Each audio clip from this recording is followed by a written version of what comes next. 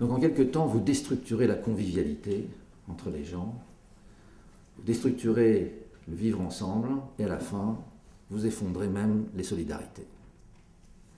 La prévenance à l'égard d'autrui, j'en parle pas, le respect de l'autre, j'en parle plus, tout le monde se regarde, l'autre, on sait très bien que l'autre est une planche pourrie, et l'autre sait très bien que moi aussi je le suis.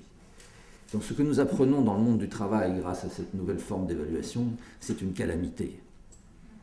C'est la découverte qu'on accepte de participer et de finalement consentir à des actes que pourtant moralement nous réprouvons. Voilà. Et donc la conséquence de tout ça, c'est que l'évaluation analysée des performances a fait apparaître dans le monde du travail la solitude. Nous sommes très nombreux, chacun seul. Voilà. Ce thème est un thème long, difficile à étudier. La systématisation est donnée, je crois, au moins en filigrane, sinon en horizon, par Hannah Arendt sous le nom de désolation. C'est la traduction française de loneliness.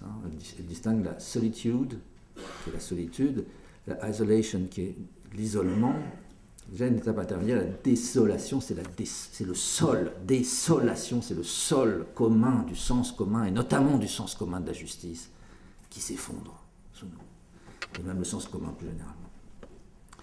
La solitude en question, qui est effectivement le résultat des nouvelles formes d'évaluation individualisées introduites dans l'entreprise depuis, et pratiquement en voie de généralisation partout, même quand c'est vraiment aberrant, mais on le fait. Le résultat, c'est effectivement qu'on a cassé les stratégies collectives de défense dont je vous ai parlé tout à l'heure. On a cassé les solidarités, donc maintenant, quand vous êtes en prise avec un harcèlement, personne ne bouge.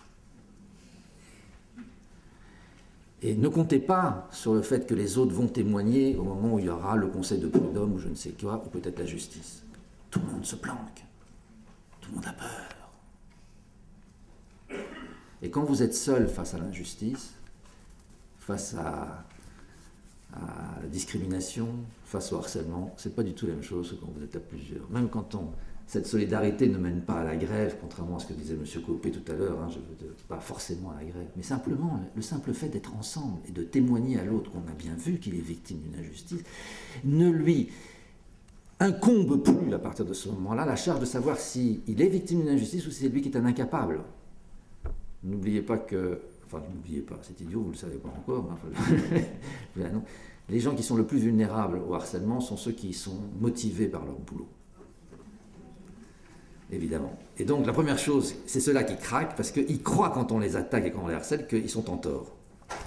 La première réaction de celui qui est très motivé par son boulot, c'est qu'il pense que ça doit être pour quelque chose. Pour faire la distinction entre ce qui est une injustice et ce qui est un traitement, donc injuste, et ce qui serait simplement une incapacité personnelle, ce n'est pas facile. Le regard des autres, la solidarité des autres, la prévenance des autres suffit à changer psychiquement la position et donc à vous donner une force considérable que vous perdez dans la désolation. Bon, j'ai pas le temps puisque je vois que le temps... Oh là là. Alors, le terrible, c'est qu'en plus, il y a une pendule juste en face, donc je suis coincé, vous aussi. Donc je vous donne. La deuxième grande chose, c'est la qualité totale. J'ai pas le temps de vous développer. Ça aussi, c'est un contresens théorique, n'est-ce pas ? La qualité totale, c'est un truc bidon. Voilà, quand on est un scientifique, moi je fais mon métier, c'est pour comme l'évaluation quantitative du travail, ça n'est pas possible, c'est faux scientifiquement, de la même façon la qualité totale c'est faux. La qualité totale n'existe pas. C'est ça la base même des sciences du travail. Ça ne marche jamais. Au mieux, la qualité totale est un idéal. Mais si vous faites passer l'idéal pour la vérité, et que c'est la condition pour obtenir les certifications, les normes ISO 9000, et 2000, 9000, 13000, 13001, etc., toutes ces synepsies, qu'est-ce que vous faites ? Vous êtes obligé de frauder. Donc le système, c'est un pouce à la fraude. Donc les gens mentent. Attendez, mais c'est très... Voilà, j'ai pas le temps de vous raconter. Et en plus, ça prend du temps. Voilà. C'est faux, faut frauder, et faut frauder, ce qui pose un problème moral, psychologique extrêmement sérieux, y compris de mentir par solidarité avec le chef. Enfin bon, on est dans des trucs de fou. Bon, je passe. Vous voyez ce que je veux dire. Ça alourdit aussi considérablement la charge de travail, parce que je ne vous dis pas le nombre de papiers qu'il faut remplir pour mentir.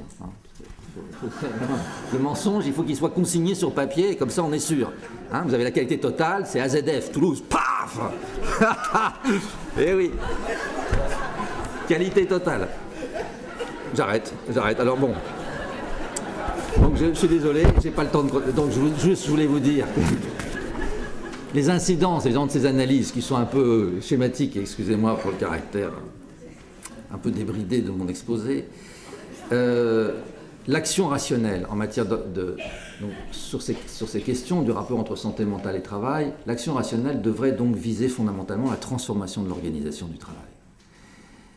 Donc en particulier, comme on ne peut pas revenir en arrière, comment fait-on donc pour, par exemple, amender ces méthodes d'évaluation?